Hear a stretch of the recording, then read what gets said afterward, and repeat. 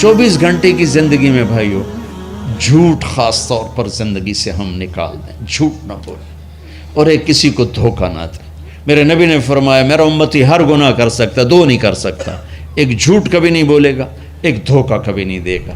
تم جھوٹ نہ بولیں، دھوکہ نہ دیں، ظلم نہ کریں، زیادتی نہ کریں۔ ظلم و زیادتی سے اللہ کا غضب حرکت میں آ جاتا ہے۔ میرے نبی نے فرمایا من آذا ذمیا فقد آذانی، جس نے کسی غیر مسلم کو بھی دکھ پہنچایا تو اس نے مجھے دکھ پہنچایا۔ جس نے کسی غیر مسلم کو دکھ پہنچایا اس نے مجھے دکھ پہنچایا۔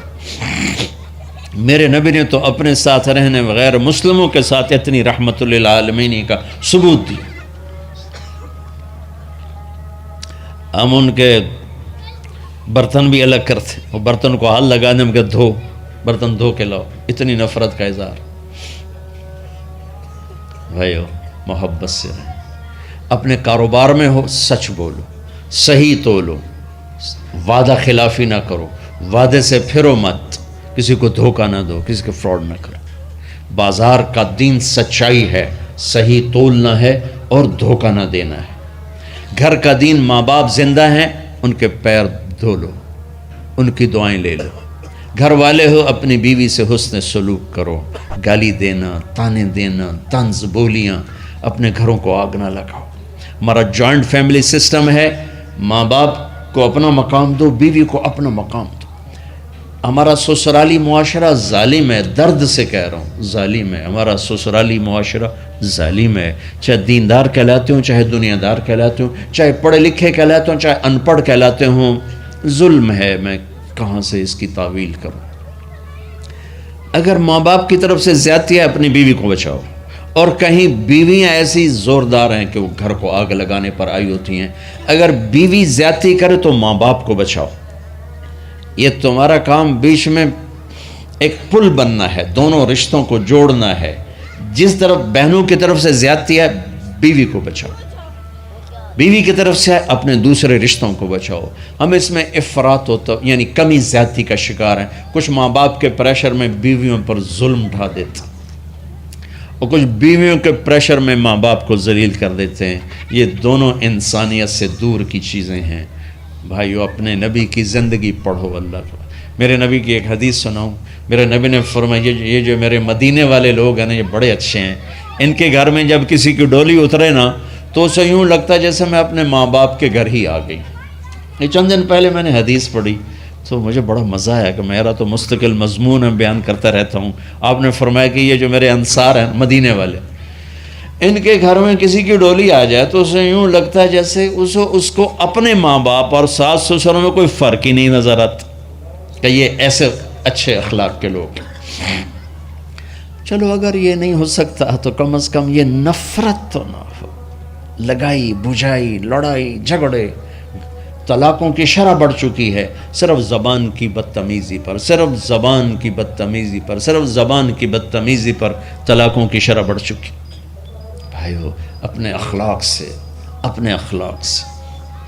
اپنے رشتوں کو جیتو۔ ماں باپ کا دل جیتنا ہے، بہن بھائیوں کا دل جیتنا ہے، اپنی بیوی کا دل جیتنا ہے اچھے اخلاق کے ساتھ۔ بیوی کے ذمہ خاوند کا دل جیتے اچھے اخلاق کے ساتھ، ساس سسر کا دل جیتے اچھے اخلاق کے ساتھ، اپنے بہن بھائیوں کا دل جیتے اچھے اخلاق کے ساتھ۔ میرے رب کی قسم تم چپ رہنا سیکھ لو، عزت تمہارے قدموں میں آ کے گرے گی۔ جواب نہ دو، چپ ہو جاؤ، اللہ عزت تمہارے قدموں پہ لا کے کھڑا کر دو، تمہارے قدموں میں آ کے اللہ عزت کو گرائے گا۔ اولاد کو عزت دو، اولاد کو عزت دو، اولاد کو عزت دو، ان کو ٹائم دو، پھر یہ ساری زندگی تمہارے غلام بنے گے۔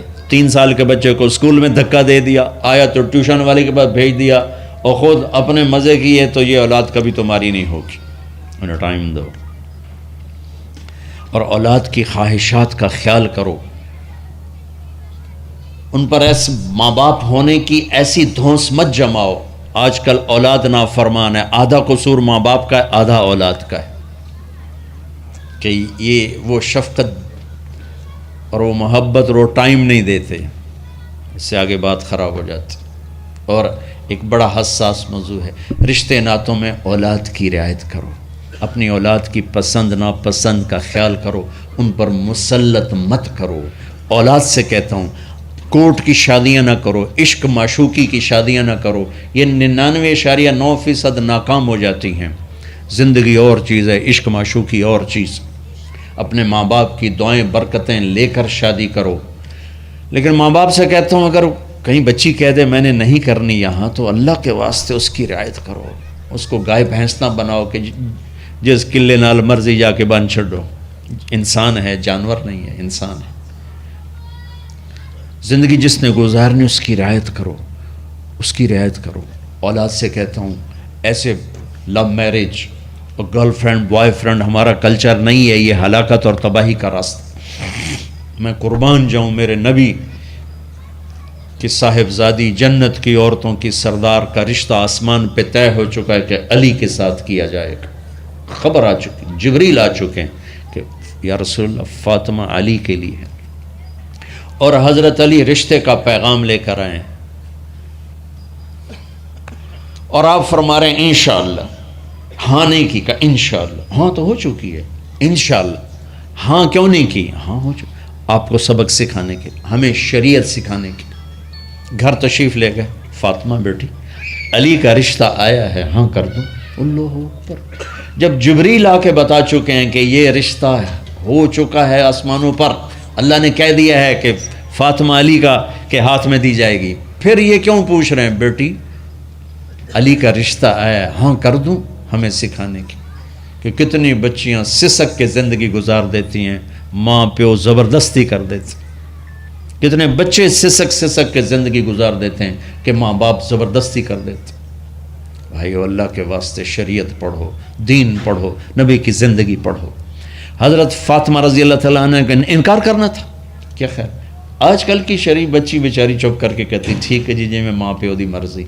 تو فاطمہ جیسی ہستی کوئی تصور کر سکتا ہے؟ کہیں گی نہیں، وہاں سے اقرار ہی تھا، لیکن ہمیں پیغام دینا تھا، سکھانا تھا کہ یا رسول اللہ جیسے آپ کی مرضی۔ علی جاؤ لوگوں کو بلاؤ، پھر لوگوں کو بلایا، پھر آپ نے نکاح پڑھایا، پھر رخصتی ہوئی، بلا کر آپ نے فاطمہ کا ہاتھ پکڑا اور یوں علی کے ہاتھ میں دے کر کہا علی تمہیں نبی کی بیٹی مبارک۔ اور پھر فرمایا فاطمہ مجھے جو سب سے زیادہ محبوب تھا میں نے تیرا ہاتھ اس کے ہاتھ میں دے دیا۔ بھائیو اللہ کے واسطے اپنی قومی زندگی سے نکلو، رواجی زندگی سے نکلو، پنجاب کی زندگی، پٹھانوں کی زندگی، بلوچوں کی زندگی، سندھیوں کی زندگی، یہ بت ہیں، ان کو توڑ کے نبوت والی زندگی، نبوت والی زندگی، نبوت والی زندگی وہ اختیار کریں گے، ہماری عورتیں بھی سکھی، ہمارے مرد بھی سکھی، ہماری اولاد بھی سکھی۔ تو سارے بھائی نیت کرتے ہیں نا اس کی انشاءاللہ، اللہ تعالیٰ ان کی بخشش فرمائے۔ تو آپ بھائیو ایک تو جہاں مرکز ہے اسماعیل وہاں جایا کرو جمعرات کو، آپ کو فائدہ ہوگا۔ آپ کے پاس مسجد میں جماعت آ جائے ان کے ساتھ بیٹھا کرو، اس سے آپ کو انشاءاللہ فائدہ ہوگا۔ مہینے میں 3 دن جایا کرو، اس سے آپ کو انشاءاللہ راستہ ملے گا۔ اور دعا سے پہلے اگر کسی سے لڑے ہوئے ہو، مستورات میں کوئی کسی سے لڑی ہوئی ہے یا آپ کسی سے لڑے ہوئے ہو، تو کہ میں ہاتھ جوڑتا ہوں، مر جانے والی جگہ پہ کیا لڑائیاں، معاف کر دو، معاف کر دو، معاف کر دو، اللہ پہ چھوڑ دو۔ اپنے نبی کے ایک حدیث سنا کے دعا کرتے ہیں، آپ نے فرمایا مدینے والوں سے، مدینے والوں میرے بعد تمہیں تمہارا حق نہیں ملے گا، کیا کرو گے؟ کہا یہ ہم تلوار اٹھائیں گے، حق لیں گے۔ آپ نے فرمایا اگر میں اس سے اچھی چیز بتاؤں کرو گے؟ کہا جی کیا؟ کہا حق کے لیے لڑائی نہ لڑنا، چھوڑ دینا اور حوض کوثر پہ آ جانا، سارے پورے کروا دوں۔ اب یہ وعدہ مدینے والوں کے ساتھ نہیں ہے، یہ وعدہ ہر اس امتی کے ساتھ ہے جو جھگڑے سے بچنے کے لیے حق چھوڑ دے۔ اپنا حق لو، کوشش کرو، لیکن اگر لڑائی کی شکل ہے واپس ہو جاؤ کہ یا رسول اللہ آپ کے حوالے۔ آپ نے مدینے والوں میں ہمیں بھی شامل کیا ہے، جس کا حق مارا جائے اور لڑے نہیں، چھوڑ دے، صبر کر جائے، میرے انتظار کر آنکھیں بند ہونے کا کہ میرا نبی تیرا وکیل ہوگا اور اللہ جج ہوگا، ان ویکھیا فیصلہ کہندہ ہوندہ ہے۔ پھر تم اپنے حبیب کو اپنا وکیل بنا لو۔ اب معاف کر دو، عورتیں بھی معاف کر دیں، آپ بھی معاف کر دیں، گلے لگو، امت بنو، محبت سے رہو، کیا 4 دن کی زندگی میں نفرتوں کی آگ بھڑکانا، محبت کے پھول بکھیر کے چلے جاؤ، کیا ظلمتیں پھیلانا، اپنے حصے کی شمع جلا کے چلے جاؤ۔